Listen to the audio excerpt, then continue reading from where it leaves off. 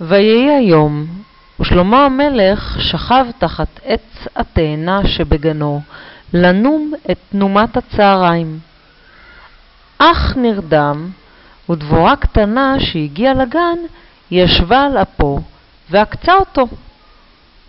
שלמה המלך הקיץ משנתו בכאב. אפו העדים כרימון וסבלו היה רב. המלך החכם שידע לדבר בשפת החיות ציווה לאסוף אל הגן את כל הדבורים, את כל היתושים ואת כל הזבובים בממלכה. מקרוב ומרחוק התקבצו בגן המלך מחנות של דבורים, יתושים וזבובים, כולם מעופפים, כולם מזמזמים, כולם משתאים. מה הדבר? מה זה? ועל מה זה? בכעסו הרב קרא המלך בקול, מי מכם מעז לעשות זאת למלך? ברגע הראשון נפלה דממה בכל המחנות. כולם החרישו כי נבהלו מן המלך. אולם ברגע השני התאוששו מעט ושאלו, אוי, מי עשה את המעשה הנורא הזה? מי הוא זה? ואיזה זה הוא?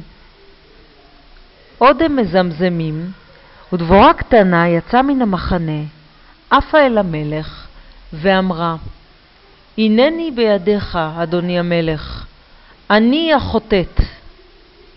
את? שאל המלך, ואפו בער כלפיד.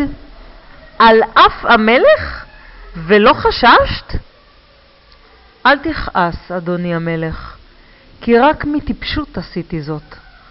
דבורה צעירה אני, וחסרת ניסיון. עדיין לא למדתי להבחין בין אף לבין פרח.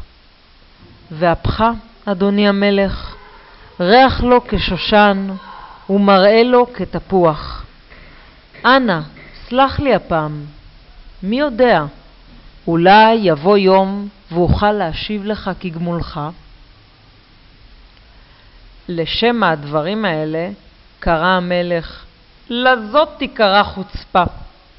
איך תוכל דבורה קטנה שכמותך להועיל למלך כמוני? הדבורה קטנה נעלמה דום ולא ענתה. אך דבריה העלו בת צחוק על פני המלך, עד כי שרה מעליו רוחו הרעה. וכתוב לב המלך, הוא סלח לה ולכל הדבורים, היתושים והזבובים, ושלח את כולם מעליו לשלום. ברבות הימים ריפאו הרופאים הנאמנים את אפו של המלך, וסיפור המעשה נשכח מליבו. חוכמתו של המלך שלמה הגיעה למלכת שבא הרחוקה, והיא החליטה לבוא לארמונו ולנסותו בחידות.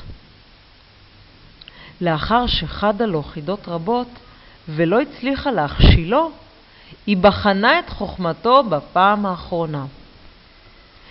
הנה לפניך, אדוני המלך, פרחים מעשה ידי אדם, ורק אחד מהם הוא פרח מפרחי השדה.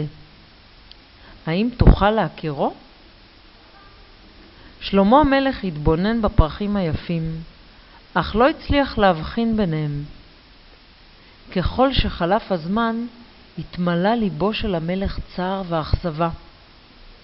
לפתע עפה לתוך החדר דבורה קטנה וקלת כנפיים, ונצבה על אחד הפרחים. על פני המלך התפשט חיוך רחב, ולתימונם של המלכה ואנשיה, הוא הצביע על פרח אחד וקרא בקול, פרח זה הוא מפרחי השדה.